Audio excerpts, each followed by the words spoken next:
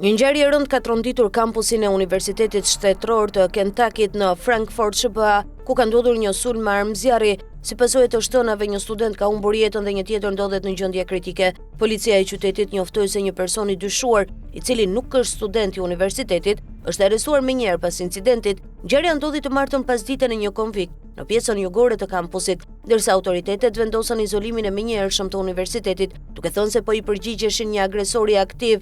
Siç shkruan CNN, guvernatori i Kentuckit Andy Beshear reagoi i pari duke cilësuar dhunën të papranueshme dhe duke u bërë thirrje qytetarëve të luten për familjet e prekura dhe studentët e KSU.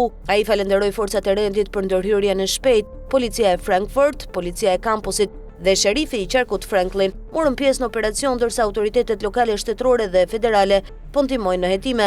Zyrtarët e KSU deklaruan se për respekt ndaj studentëve dhe familjeve nuk do të publikojnë informacione identifikuese apo mjekësore. Universiteti ka anuluar mësimet, provimet finale dhe aktivitetet e kampusit për pjesën tjetër të javës, duke u dhënë studentëve mundësinë të kthehen në shtëpi. Presidenti i KSU, Kofi C. Akakpo, e quajti ngjarjen një tragjedi pa kuptim dhe shpreu dhimbjen e tij si prind për telefonatat që ju desh të bënte familjeve të viktimave.